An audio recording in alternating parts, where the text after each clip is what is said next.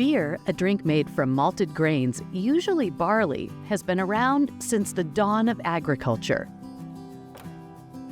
Meet Josh Cody, a farmer and owner-operator of the Colorado Malting Company and the Colorado Farm Brewery, located in Alamosa County, nestled in Colorado's high alpine San Luis Valley. For Josh, malting and brewing are a natural extension of his family's agricultural heritage. We were the first craft malting company in America. My dad virtually invented the concept of craft malting, small-scale malting production. For generations, the Cody family has proudly maintained close connections between farming, malting, and craft beer brewing. Every cereal grain that gets malted has to be grown. And so malting it has agricultural roots. Brewing is an agricultural process fundamentally. The malting industry is the link between the farm and the brewery. It's the link between the farm and the distillery. Those links are points of pride for Josh and his family. And so is his commitment to small-scale, local brewing. When you think about the impact that the modern industrialized world has had on the planet, maybe we should be rethinking those business models. Maybe we should ask ourselves, why aren't we just growing it here? Why aren't we processing it here? And why aren't we consuming and using it here, rather than having to bring it in from the other side of the globe?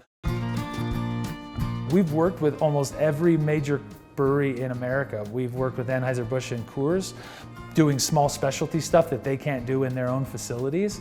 But then we've also worked with the larger scale craft brewers like New Belgium, Sierra Nevada, New Glarus, which is in Wisconsin.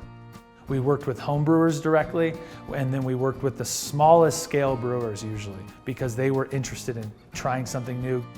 We can see Josh's commitment to small-scale, local craft beer in action by taking a look at 3 Barrel Brewing in Del Norte, in the San Luis Valley.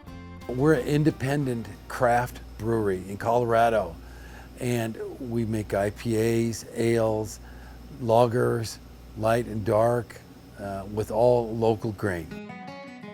Well, when we started, we bought our grain from Canada, Germany, Texas, all over the place. But today, 3 Barrel gets their grain from within a 30-mile range.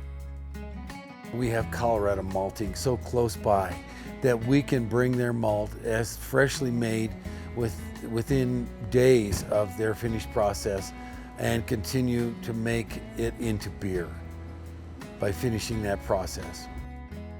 Not only is it easier and less expensive to source locally, but John enjoys the way Josh can do custom malting for exactly the beers he produces. We can work with them on different kinds of malting processes, color, grind of the malt, and to produce different kinds of beers, and we can tweak it one way or the other. And essentially, we're able to get a custom malt for our brewery, and that is a real desirable thing. And it's not only craft brewers who are after Josh's malted grains. Colorado Malting also supplies whiskey makers. Distillers love rye, and they love wheat, and they use it in ways that brewers don't. And so we've got to the point where almost half of our production in the malt house is actually rye. In 2010, we got a call from a guy named Outlaws, and he owns what is now called 80 Laws Whiskey House in Denver. He had actually picked up a bag of our wheat at a local homebrew store because they ran out of wheat at their distillery. And so he drove down to the local homebrew store, bought a bag of our malted wheat, and then as soon as he mashed it in, he was like, this is amazing. There's something different about this. So he Googled the logo, ended up calling my brother on the phone, and the next day ordered the biggest order we had ever seen at that time.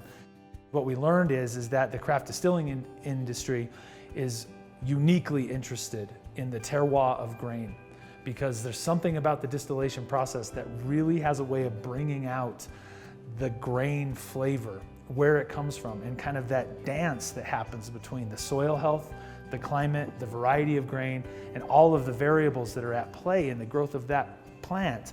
When a brewer takes that kernel, he or she puts it in a mash tun, boils it, puts hops, puts all sorts of fun stuff in it that has been popular in the craft brewing industry. But distillers, they have nothing to hide behind. It's just the grain. And so that grain gets mashed and gets fermented, and then when it goes through the still, there's no adjunct, there's no hops, there's nothing to hide behind. All you taste is what's in that kernel. We smoke the malt, and that's a traditional European style, mostly from the Western Hebrides Islands in Scotland, where the Isle of Islay is, where there's lots of smoked, peated whiskeys. Josh's work supplying distillers is now a big and important part of his business. One of his regular customers is Del Norte's 1874 Distilling, co-owned by Cody Whitehead.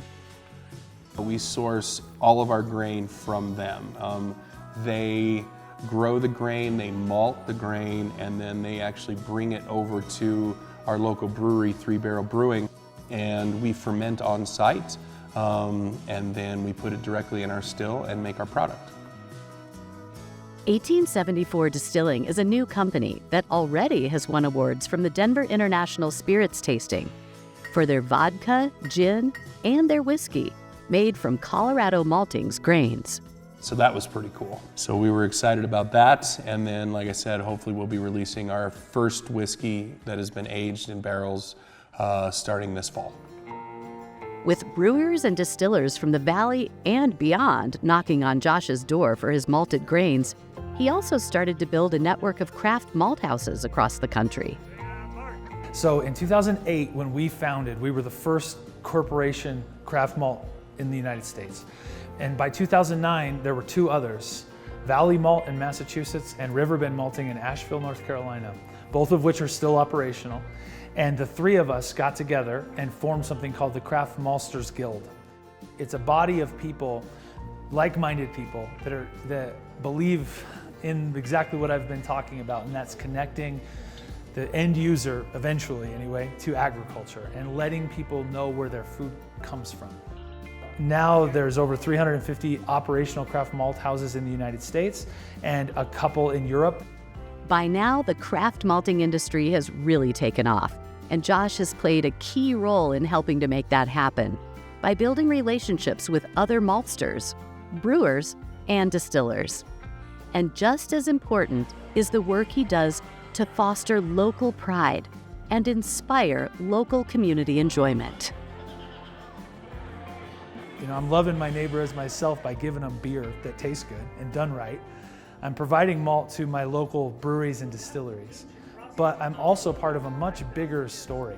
The idea is you come in and you know the story, that when you consume a beer, when you make a beer, when you make malt, you're part of your local community. And there's something about that that just feels right. I don't know how else to say it.